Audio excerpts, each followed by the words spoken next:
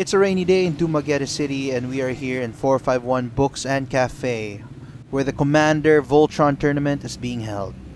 The semifinals is divided into two pods, 4 players per pod. We have 8 players competing in this tournament with their home-brewed Commander decks. One such player is Sacho, playing Ivy, Gleeful Spell Thief. We also have Marcus, playing Rafik of the Many. One of the OG Voltron players in the city has also participated in the tournament. We have Nico, playing Balan, Wandering Knight. All the players here today are competing for a spot in the finals and ultimately win prizes. 2 players per pod will proceed to the finals. Here's a quick word from the owner of this fine establishment, Michael Reyes. Good luck, guys. Have fun. Okay, this is the people behind 451. The tournament rolls on as players from both pods do their best to assemble their plan together to knock out the competition. What happened? We're here with our local judge, Dane. How do you think the game's going so far? Too fast. Too fast, huh? Good games. Well played. Very good games. Alright. Eventually, one player got knocked out, Sean over here. So Sean, how's the competition? Very fast. Very fast. It was then followed shortly by Jong. Eliminated. How's the tournament? It was good. I didn't die to commander damage though. I died to infect. I'm cheating. Only 2 players remained in one of the pods, Carlo and Yago. Ultimately, Yago won the match and he gets to go first in the next round, followed by Carlo. Yago, first player to win in one of the pods. What can you say about the competition? Big Mexican standoff. Yeah. It's very. Mm. You know, it's a Voltron. I meant to swing, but we don't want to swing. And who's like a scary opponent? And what you've seen so far? Nico, huh? Because there's no.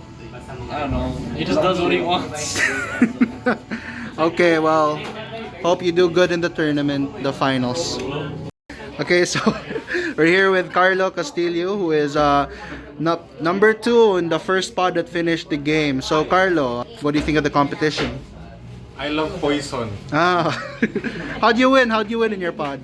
I call cheating. I cast the Tainted Strike on Yago's commander for infect and protected it from removal too. And then he buffed my infect creature, made it unblockable, gave it double strike, and I. So 2 Voltrons connecting to become a bigger Voltron. Yes, but he killed me after. Ah, okay. I don't want to play with you anymore. While that was going on, the other pod, Sacho, was the first one to get eliminated. You think you could have done better in that game? Not play blue. Not play blue. Very wise word, Sacho. Remember, kids, do not play blue. Moving on, Marcus eventually got defeated by Nico, and it was a 1-on-1 match versus Nico and Jenly. To it, Nico won. And with that, we have our final pod. We have Yago going first, followed by Carlo, then Nico, and then Jenly. Let's have a quick spec check and see what Voltron decks they're running and how they win with it. There is Trion, the Silent Tempest. Most of the deck is made up of pump spells. So stuff that gives him +3, he gives himself double strike or other creatures double strike. Each player kill each other, or he helps me kill a player. Okay, so you're basically using other people's Voltrons for you. Yes. Numerous. He is a thick boy. I feel like a poser in this tournament because I did not cast him. But I will cast him sa second round. What's your advantage in the deck? How do you run a lot of removal. My creature comes in and I put a Rune Chanter Spike on it and mag-swing siya. Commander is Balan. Balan, okay. And how does he win? What's the strategy? How does Balan win? Like, what does he use? Double strike. Double strike equipments. Yeah, ang trample may nakakuha. Kung wala ko yung trample, balawa. Just less. Killian, what's the strategy?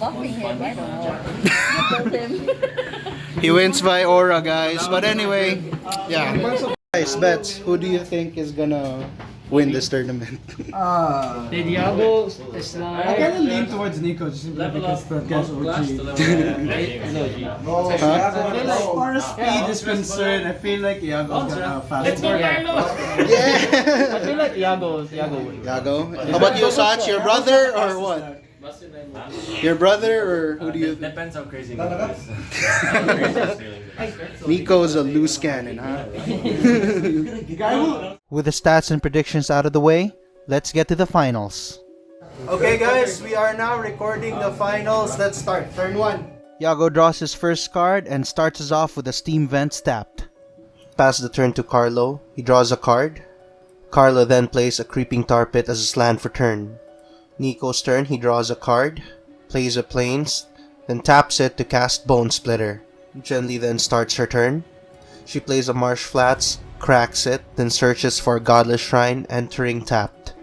Yago then plays an Inspiring Vantage. He then passes the turn to Carlo. He plays Tainted Isle. He then taps both of his lands to cast Demir Signet. Nico puts down a plains as his land for turn. He taps both of his mana to cast Saram, Senior Edificer. Genli untaps, draws. She puts down a command tower, then casts her commander, Killian, Ink Duelist. She passes the turn to Yago, who draws a card and plays Clifftop Retreat.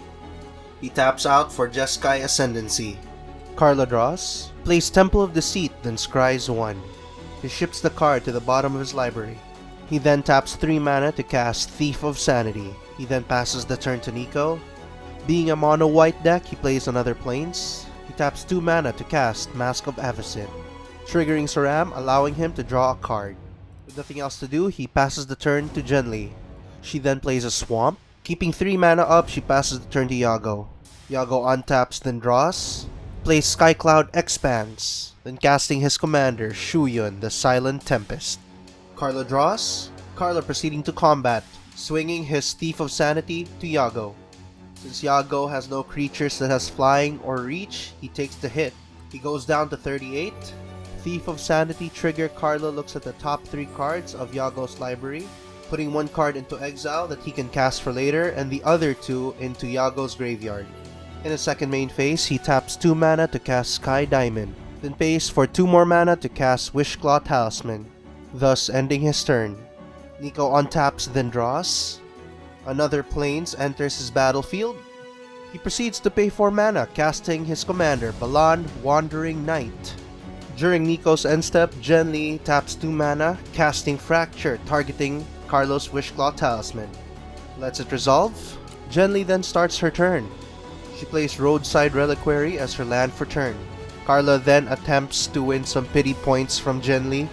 Jen, just because King did the deck doesn't mean you have to hit me.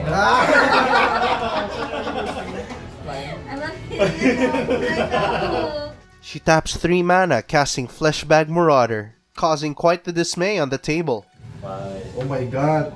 Oh my god. I need this. The Fleshbag Marauders enter the battlefield, trigger resolves, causing everyone to sacrifice a creature.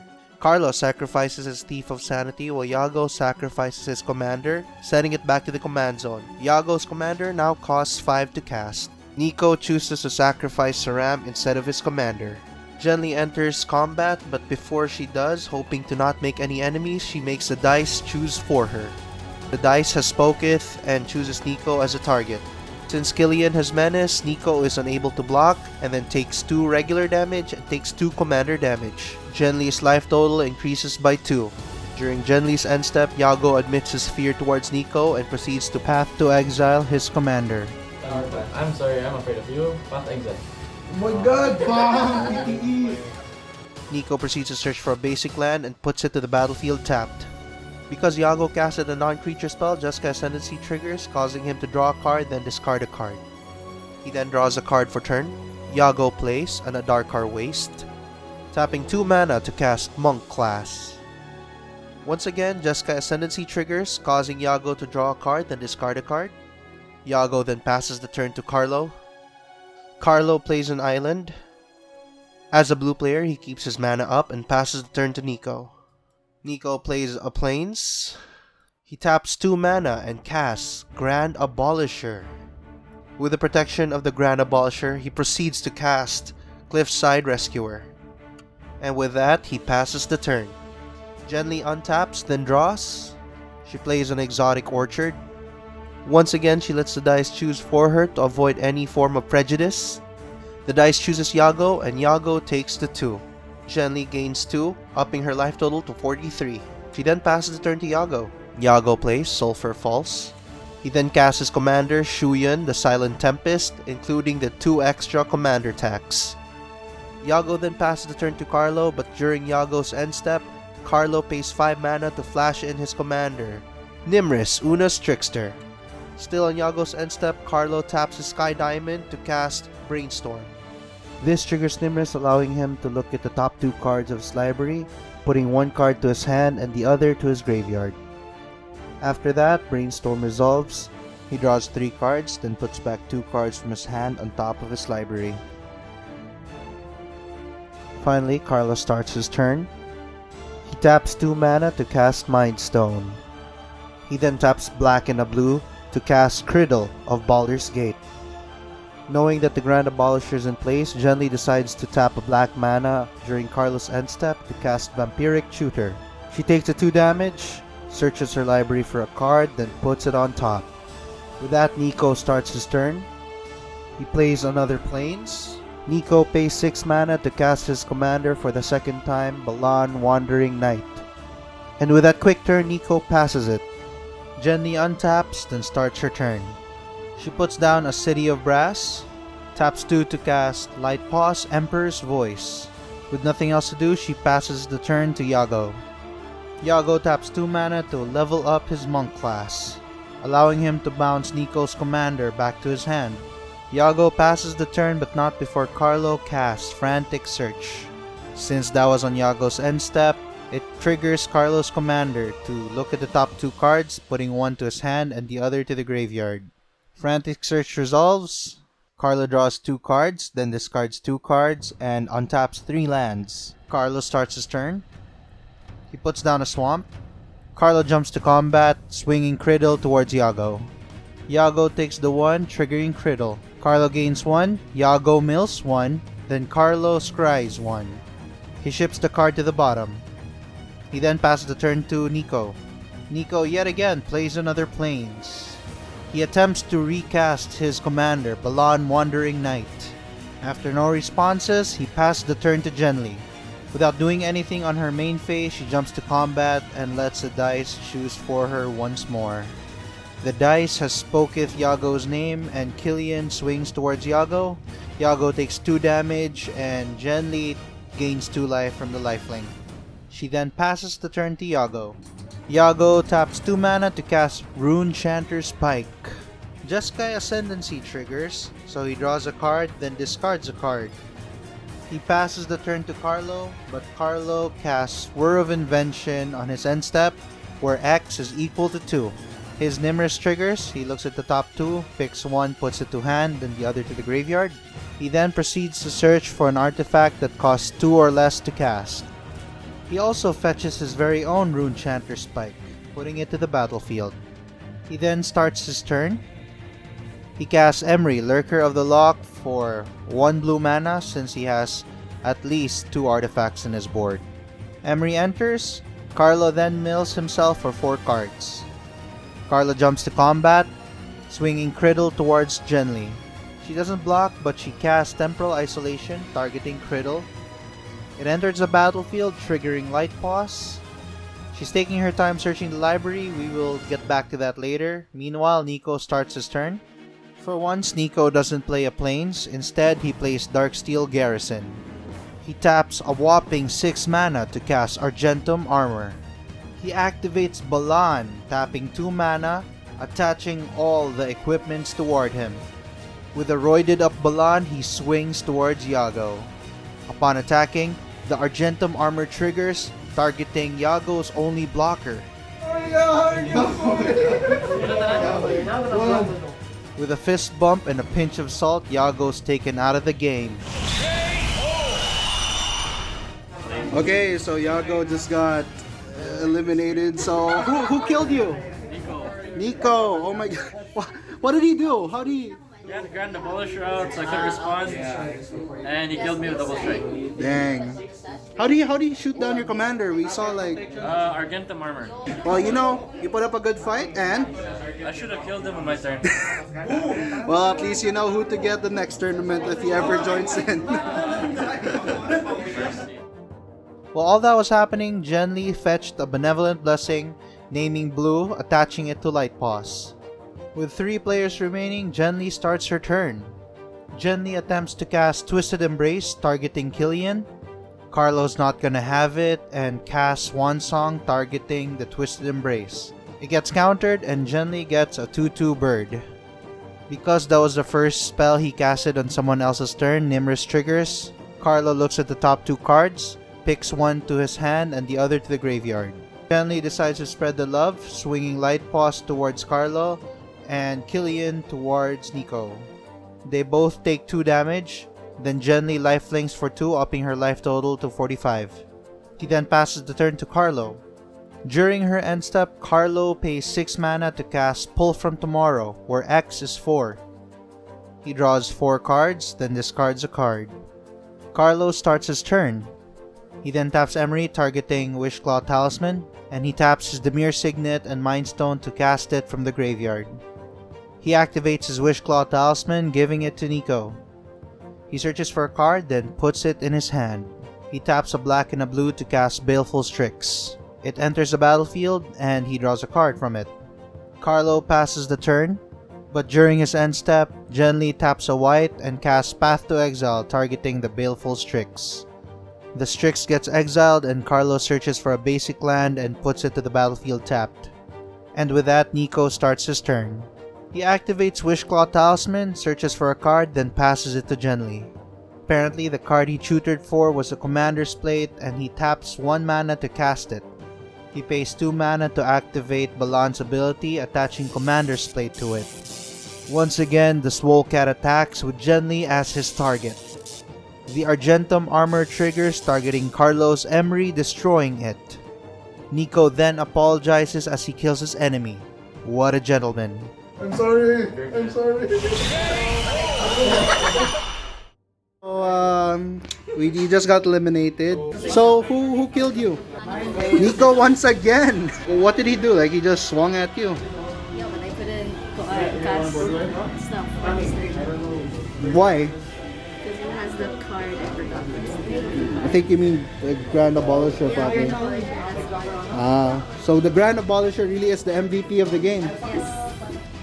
4 players enter, 2 players remain. Carlo starts his turn.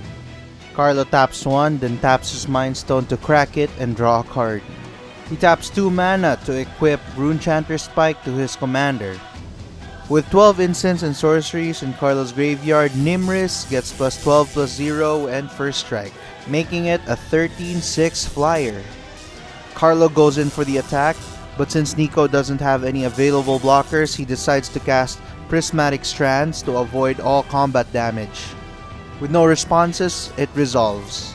In Carlo's second main phase, he taps 5 mana to cast Evacuation, hoping to buy himself a few more turns. It resolves and the board is wiped clean of creatures. With 1 available swamp, Carlo passes his turn. Nico starts off by casting his Grand Abolisher. He then taps 2 mana to recast his Cliffside Rescuer. He then pays 4 mana to recast Balan Wandering Knight. And with 1 mana left, Nico casts O Naginata, an equipment that gives the equipped creature trample. With a threatening board, he passes the turn to Carlo. Carlo pays a black to cast Cut Down, targeting Nico's Cliffside Rescuer. Carlo then casts Pongify, targeting Nico's Balan Wandering Knight, slowly whittling his board one by one. Nico then gets a 3/3 green monkey. He puts his Balan back to the command zone. And then Carlo decides to reality shift Nico's Grand Abolisher, officially removing it from the game. Nico manifests 2, putting the top card of his library face down as a 2/2 creature. With the killing spree over, Carlo passes the turn to Nico. In a shocking turn of events, Nico taps 6 mana and equips his Argentum armor to the 3/3 green monkey. Jumping to combat, Nico swings with a monkey. Argentum armor triggers, targeting Runechanter Spike. The pike gets destroyed and Carlo eats 9 damage from the monkey. Nico passes the turn, but Carlo flashes in his commander once more before his turn ends. Carlo untaps, then draws. Carlo taps 3 mana to cast Narset, Parter of Veils. He downticks Narset to 3, looking at the top 4 cards of his library. He reveals the Doomblade, then puts it to his hand. He puts the rest of the cards to the bottom of his library. He taps 3 mana to cast Phyrexian Crusader, effectively introducing Infect to the game. Carlo, with his very own threats to the board, passes the turn to Nico. Nico draws first, then untaps his lands. With no hesitation, Nico jumps to combat, swinging with the monkey once again, triggering Argentum Armor. The trigger targets Phyrexian Crusader. The Crusader dies, and the monkey goes through for 9 damage, putting Carlo down to 21 life. Nico passes the turn, but during his end step, Carlo taps 2 to cast Doomblade, targeting the monkey. Because that was on Nico's turn, Nimris triggers, allowing Carlo to look at the top 2 cards, putting one to his hand and the other to the graveyard. Carlo then untaps and draws and starts his turn. He downticks Narset to 1 and looks at the top 4 cards. He then reveals Vorpal Sword, a huge threat to Nico. He ships the rest of the cards to the bottom and puts a sword to his hand. He puts down a Lotus Petal, taps 2 mana and puts down Blackblade Reforged. He taps 3 mana to suit up Nimris with a Blackblade Reforged. With 8 lands, Nimris is officially a 9/14 flyer. Carlo jumps to combat, swinging a huge 9/14 towards Nico. Nico has no blockers, but once again, he casts an instant. He pays 3 mana to cast Generous Gift, destroying the Blackblade Reforged. In response, Carlo casts an Offer You Can't Refuse, targeting the Generous Gift, countering it. Nico gains 2 treasures. Without backing down, Nico taps 4 mana to cast Settle the Wreckage. It resolves, sending Nimris back to the command zone. Carlo searches for an island and puts it to the battlefield tapped, after which he passes the turn to Nico.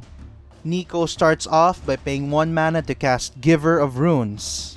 He cracks 2 of his treasures, then taps 4 planes to equip the manifested 2/2 with the Argentum Armor. Nico jumps to combat, swinging the 2/2. The armor triggers and he decides to pop the Blackblade Reforged. Carlo takes the 8, going down to 13 life. After that, Nico passes the turn. Carlo starts his turn, but decides to keep up mana and passes the turn to Nico. Nico drops a Jeweled Lotus. He cracks the Jeweled Lotus and taps 5 more mana to recast his commander. He decides to go to combat, swinging with a manifested 2/2 towards Carlo. The Argentum Armor hits the stack, targeting Narset, destroying it. Carlo takes the damage, going down to 5 life. Carlo starts the turn. Judging by his reaction, it would seem he drew a card that he just needed. Oh my god. He then pays 6 mana to cast Flood of Tears, returning all non-land permanents to their owner's hands. He bounces all the equipments and all the creatures back to their owner's hands, possibly buying him another turn. Since he returned 4 non-land permanents, that allows him to drop a permanent of his own from his hand to the battlefield, which is Sky Diamond. He then plays a Lotus Petal. He pays 2 mana to cast Dimir Signet, after which he passes the turn. Nico starts off by paying 2 mana to cast Relic Seeker. Nico then pays 1 white mana to cast Giver of Runes. Nico pays 4 mana to cast his commander Balan Wandering Knight. Carlo decides to Mindbreak Trap that Wandering Knight and send it back to the command zone. Nico then taps 1 white mana to cast Commander's Plate. With that, Nico passes his turn to Carlo. Carlo taps 2 mana to cast Tasmina's Transmutation, targeting Relic Seeker. The Seeker is officially a 1/1 with no abilities. Carlo then taps a Swamp to drop the Big Daddy equipment Vorpal Sword. He then passes the turn to Nico. Nico then pays 5 mana to equip the Commander's Plate on the Transmutated Relic Seeker. Nico jumps to combat, then swings out with both of his creatures. Before blockers, Carlo flashes in his commander for the 2nd time. He decides to block the Giver of Runes with Nimris, but before combat damage, Carlo taps a black to cast Tainted Strike, giving his Nimris just enough power to kill the Giver of Runes.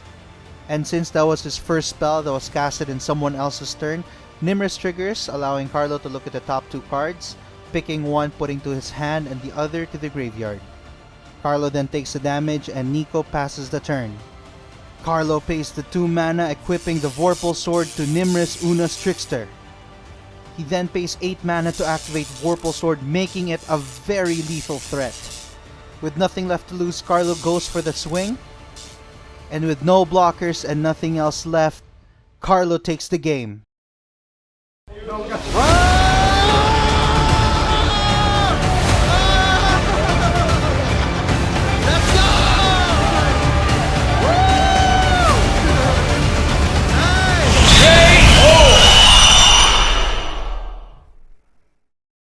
After that intense matchup, I had a short interview with the runner-up and the champion. How did it feel to get that far? Misplayed. Too much excitement. You cracked under pressure. Oh my god. But hey, dude, second place and you got a pop. Nice. Congrats. Hello, sir. First place. So, how does it feel to get first place in Voltron tournament? Lami. Oh my god. Gigutom na. Baksilog, sir. Baksilog. Sige, dude. So, congrats on your win. What's your name? Nimris with Vorpal Sword. Yes, sir. Okay, congrats. And with that caps off the Voltron tournament from 451. I hope you enjoyed and thanks for watching. Thank you, sir. Okay, kanya ha. Yeah. Sige.